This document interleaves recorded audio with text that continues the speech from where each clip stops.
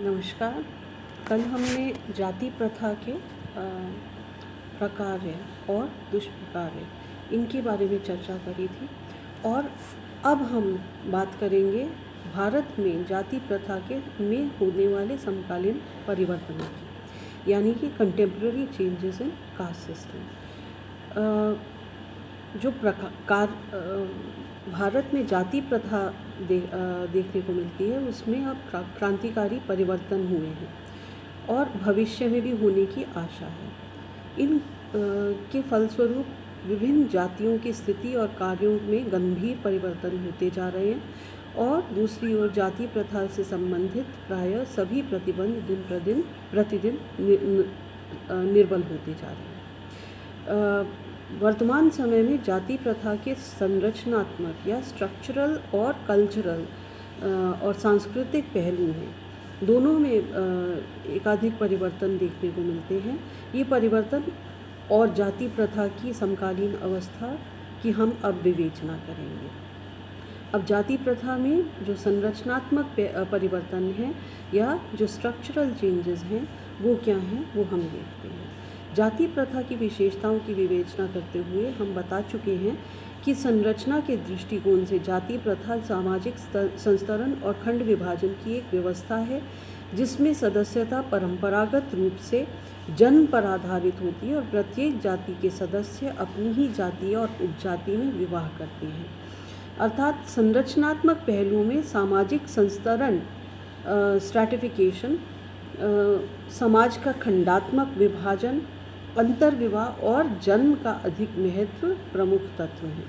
वर्तमान समय में इन तत्वों में बहुत कुछ परिवर्तन आ गए हैं। ये इस प्रकार से हैं। सबसे पहला परिवर्तन जो है वो समाज में खंडात्मक विभाजन में परिवर्तन, यानी कि changes in the segmental division of society.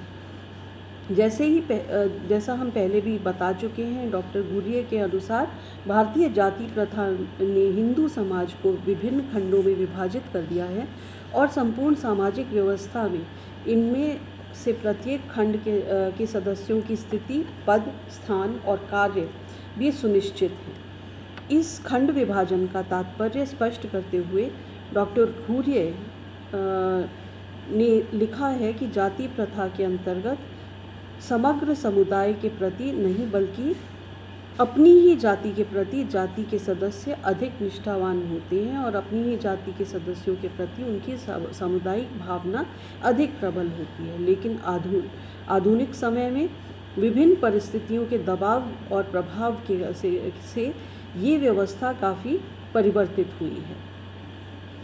आज एकाधिक क्षेत्रों में विभिन्न जातियों के सदस्य भी सामुदायिक भावना या कर्तव्य बोध अपनी अपनी जाति सीमाओं को पार कर चुका है और जातीय भावना से कहीं अधिक विस्तृत रूप से आज यह अभिव्यक्त है। उदाहरण के तौर पर श्रमिक संघों के संरक्षण में मजदूरी, महंगाई भत्ता, बोनस आदि से संबंधित मांगों को पूरा करने में श्रमिक आज जो हड़ताल करते हैं या मालिकों से संघर्ष करते हैं, उसे जातीय सीमाओं में नहीं बांधा जा सकता। श्रमिक संघ या हड़ताल के प्रति श्रमिकों का कर्तव्य बोध जाति के प्रति कर्तव्य बोध की तुलना में कहीं अधिक विस्तृत है और इसी प्रकार से राजनीतिक पार्टी के सदस्य बहुधा पार्टी स्वार्थ में को जातीय स्वार्थ से ऊपर स्थान देते हैं। दूसरा है जातीय संस्तरण में परिवर्तन, यानी कि changes in the caste hierarchy. जातीय प्रथा समाज को विभिन्न खंडों में विभाजित करती है और इन खंडों में ऊंच नीच का एक संस्तरण या उतार चढ़ाव होता है, जिनमें ब्राह्मण जाति की स्थिति सर्वमान्य रूप से सबसे ऊपर है। जातीय संस्तरण में ब्राह्मणों की स्थिति जैसे पहले सबसे ऊपर थी वैसे आज भी है, लेकिन जाति प्रथा के आधार पर उनका जो प्रभुत्व या विशेषाधिकार पहले था सामाजिक या राजनीतिक क्षेत्रों में, वो अब नहीं है। आर्थिक और राजनीतिक शक्ति की महत्ता का वर्तमान युग में बोलबाला होने के कारण परंपरा के आधार पर आधारित ब्राह्मणों की सत्ताओं का घटना स्वाभाविक है। औद्योगिकीकरण और नगरीकरण से अनेक व्यवसायों नौकरियों आदि को भी जन्म दिया है, जिनसे व्यक्तिगत कुशलता या योग्यता को अधिक महत्व दिया जाता है। फलतः निम्न जाति के लोगों को भी अपनी योग्यता के अनुसार उन्नति करने का और अपनी सामाजिक स्थिति को ऊंचा उठाने का अवसर प्राप्त हुआ है।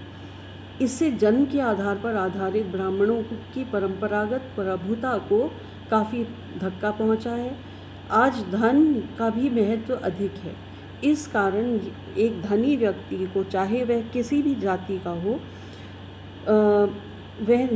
एक निर्धन ब्राह्मण से कहीं अधिक सामाजिक सम्मान मिलता है।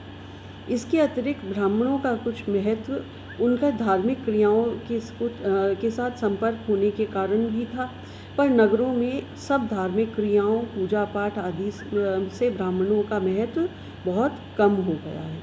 यह भी नगरों में ब्राह्मणों के प्रभुत्व को घटाने का एक प्रमुख कारण है। वास्तव में धन, राजनीतिक सत्ता और नागरिक जीवन में उपलब्ध व्यक्ति की स्वतंत्रता और धर्मनिरपेक्षता आदि कारणों से निम्न जाति वालों की स्थिति बदलकर उच्च स्थान को प्राप्त कर लेना आज सरल हो गया है। चौथी बात जो है वो जाति की सदस्यता में परिवर्तन देखने को मिला है, यानी कि changes in the membership of caste. जाति की सदस्यता मुख्यतः जन्म पर आधारित होती है। ये बात न केवल परंपरा या सामाजिक तौर पर बल्कि सरकारी तौर पर भी सच देखने को मिल लगती है। सरकार आज भी उन लोगों को अनेक प्रकार की सुविधाएं प्रदान कर रही है जिनका कि जन्म पिछड़ी जातियों में हुआ है। इस कारण ऐसे लोगों को आज इसी में अधिक लाभ है और जन्म के आधार पर ही जाति की सदस्यता को स्वीकार करने, न कि कृत्रिम रूप में इसे बदलने का प्रयास करें। जहाँ तक पिछड़ी जातियों का प्रश्न है, जाति की सदस्यता जन्म पर ही स्वीकार की जाती है और इसमें परिवर्तन भी बहुत कम देखने को मिलते हैं। परंतु इसके बाहर जो जातियां हैं उनमें केवल जन्म पर ही जाति की सदस्यता निर्भर करती है। ऐसा सोचना उचित नहीं है। ये सच है कि अन्य आधारों पर जाति की सदस्य संख्या बहुत कम है, फिर भी ऐसे प्रयत्नों को अस्वीकार नहीं किया जा सकता, जबकि धन, सत्ता, शहरी पर्यावरण आदि का लाभ उठाकर अपनी जाति को बदला जाता है। पांचवा जो परिवर्तन, स्ट्रक्चरल चेंज या संरचनात्मक परिवर्तन जो आया है वो है विवाह संबंधी प्रतिबंधों में परिवर्तन, यानी कि changes in the prohibitions in marriage. परंपरागत रूप से प्रत्येक जाति अपने सदस्यों को अपनी ही जाति या उपजाति के में विवाह करने का निर्देश देती है, अर्थात जातीय आधार पर प्रत्येक उपजाति अंतर्विवाही समूह है और अपनी उपजाति के बाहर विवाह संबंध स्थापित करने की आज्ञा नहीं देती। परंतु आधुनिक समय में हम इन प्रतिबंधों में अनेक परिवर्तन देख रहे हैं, जैसे कि अंतर्जातीय विवाह, विवाह की प्रवृत्ति बढ़ रही है और ऐसे विवाह में प्रायः जाति पाति के भेदभाव की कोई महत्ता प्रदान नहीं की जाती। अब changes in the cultural aspect या सांस्कृतिक जो पहलू है उसमें परिवर्तन को हम जानने की कोशिश करेंगे। भारतीय जाति प्रथा के सांस्कृतिक पहलू का आधार है धार्मिक, और जाति प्रथा के अंतर्गत जिन पेशों को ऊंचाई नीचाई या खान पान से संबंध प्रतिबंध या हरिजनों की अनेक प्रकार की निर्योग्यताएं देखने को मिलती हैं, उन सभी का आधार पवित्रता और अपवित्रता की धारणा है। यद्यपि संपूर्ण जाति प्रथा को केवल पवित्रता और अपवित्रता, सेक्रेड और प्रोफेन की धारणा के आधार पर नहीं समझाया जा सकता, फिर भी इसी आधार पर इस प्रथा की कई विशेषताएं का हम विश्लेषण कर सकते हैं। दूसरी जाति विशेषकर अपने से निम्न जाति के सदस्यों के छूने से भोजन में अपवित्र हो जाने की धारणा ने भी भोजन संबंधी प्रतिबंधों को पनपाया है। अछूत जातियाँ इसलिए भी हैं कि वे अपवित्र पेशे को करती हैं, इसलिए धार्मिक क्षेत्र में उनका प्रवेश निषिद्ध है, क्योंकि धर्म से संबंधित सब कुछ पवित्र है, सेक्रेड है। यहाँ हम पेशा, भोजन तथा अछूत जातियों की स्थिति में होने वाले परिवर्तनों की बात करेंगे। सबसे पहला पेशे का चुनाव संबंधी प्रतिबंधों में परिवर्तन, यानी कि changes in the restrictions relating to choosing of occupations. सामान्य रूप से जाति प्रथा की एक विशेषता ये है कि इसके अंतर्गत प्रत्येक जाति के सदस्यों के लिए एक या कुछ पेशे निश्चित होते हैं और उनके बाहर उनके लिए पेशे को चुनने की स्वतंत्रता नहीं होती। लेकिन व्यवहारिक दृष्टिकोण से ये देखा जाए तो पेशा संबंधी प्रतिबंध निरंतर जातियों को छोड़कर अन्य जातियों के लिए अत्यधिक कठोर कभी नहीं था। जातीय संस्तरण में सबसे ऊंचे पर ब्राह्मणों का पुरोहित पेशा और सबसे नीचे अछूतों के गंदे पेशे में कोई परिवर्तन नहीं हुआ है। और आजकल परिवर्तन इसमें भी देखने को मिल रहा है। समस्त प्रगतिशील विचारों तथा सुधार प्रयत्नों के बीच आज भी हमें लड़के या लड़की के विवाह संस्कारों में या माता पिता के श्राद्ध संस्कार में एक हरिजन पुरोहित काम करते हुए नहीं दिखाई पड़ते हैं, और न ही किसी ब्राह्मण को घर गंदगी साफ करते हुए फिरते देखा जाता है। परंतु इसमें आज परिवर्तन देखने को मिलते हैं। सरकारी नौकरी अगर किसी सफाई कर्मी की भी नौकरी के लिए एडवर्टाइजमेंट आता है तो भी उसमें जाति के अनुसार लोग अप्लाई नहीं करते हैं, बल्कि किसी भी जाति के लोग इसके लिए अप्लाई कर देते हैं।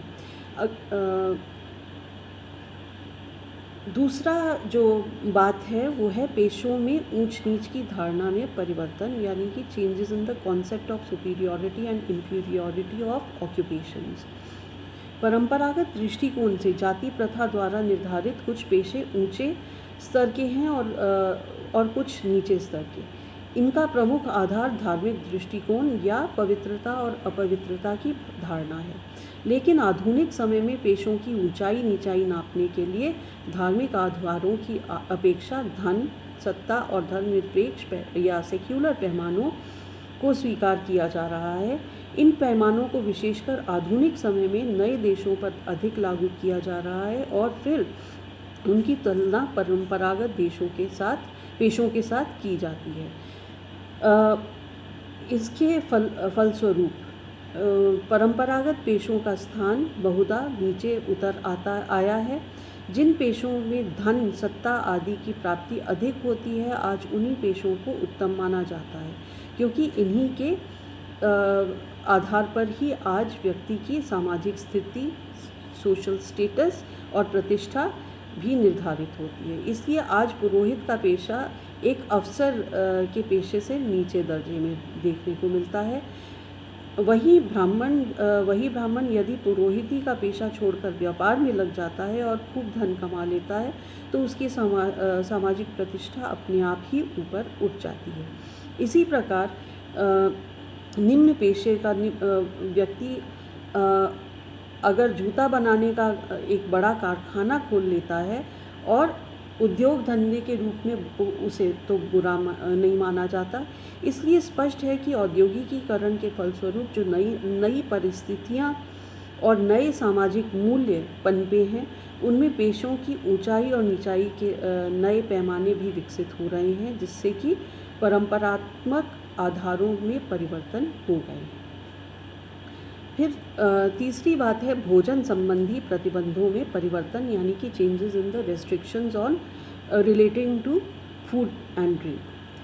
आधुनिक शिक्षा के आधार पर समानता के विचारों का पनपना, यातायात के साधनों में उन्नति होने के कारण सामाजिक गतिशीलता का बढ़ना, नगरों और विभिन्न जाति, धर्म और देश के लोगों के संपर्क में आने के से सामाजिक सहनशीलता का बढ़ना, मिल, कारखाने, दफ्तर, आर्मी, नगर में अज्ञात जाति के लोगों के साथ परिचय और मित्रता, होटलों और जलपान गृहों में की लोकप्रियता आदि ऐसे कारण हैं तथा परिस्थितियां हैं जिनके फलस्वरूप खाने पीने के संबंध में समस्त नियम बहुत ढीले पड़ते जा रहे हैं।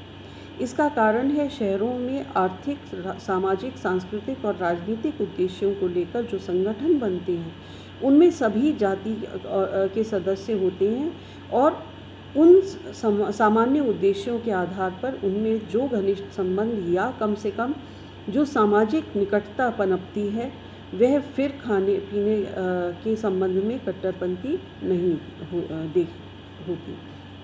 साथ ही साथ प्रजातांत्रिक आधार पर समानता की जो नीति अपनाई जा रही है उसके अंतर्गत राष्ट्र के नेतागण और समाज सुधारक इस प्रकार के प्रतिबंधों की घोर निंदा करते हैं और इसका प्रभाव जनता पर भी अवश्य पड़ता है। चौथा जो कल्चरल चेंज हम देख रहे हैं वो है सामाजिक और धार्मिक निर्योग्यताओं में परिवर्तन या changes in the social and religious disabilities. जाति प्रथा के स्वरूप में परिवर्तन वर्तमान समय में परिवर्तन हुए हैं। उनमें एक महत्वपूर्ण परिवर्तन हरिजनों की सामाजिक और धार्मिक निर्योग्यताओं की संविधान द्वारा उसकी समाप्ति का है। इसका संपूर्ण श्रेय बापू को जाता है। उन्होंने हरिजन आंदोलन के न केवल स्वस्थ जनमत का ही निर्माण किया बल्कि सरकार को भी हरिजनों के उत्थान के संबंध में प्रयत्नशील बनाया। आज सामाजिक, राजनीतिक, धार्मिक और आर्थिक सभी क्षेत्रों में उन्हें राज्य की ओर से केवल समान अधिकार ही प्राप्त नहीं है बल्कि प्रत्येक प्रकार की नौकरी, विधानसभाओं और मंत्रिमंडलों में उनके लिए स्थान आरक्षित भी कर दिए गए हैं। आज वे किसी भी सार्वजनिक पूजा के स्थान पर प्रवेश कर सकते हैं। धर्म से संबंधित किसी भी पवित्र नदी, तालाब आदि में नहा सकते हैं, पानी भी ले सकते हैं। किसी दुकान या जलपान गृह, होटल, सार्वजनिक मनोरंजन के स्थान, सराय आदि में प्रवेश कर सकते हैं। जो निर्योग्यताएं पहले उनको फेस करनी पड़ती थी उसके संदर्भ में अब वो बहुत हद तक कम हुई हैं। वो किसी भी मोहल्ले में ज़मीन खरीद कर मकान बनवा सकते हैं और किसी भी शिक्षा संस्थान में प्रवेश कर सकते हैं। लेकिन हमें ये ध्यान रखना पड़ेगा कि सभी समानाधिकार कानूनी तौर पर मान्य हैं। व्यवहारिक रूप में ये निर्योग्यताएं ढीली तो हुई हैं पर समाप्त नहीं हैं। गाँव में आज भी हमें अधिकतर निर्योग्यताएं देखने को मिलती हैं और ये जो स्ट्रक्चरल और कल्चरल चेंजेस हैं ये भारतीय समाज में जाति प्रथा में देखने को मिले हैं। धन्यवाद।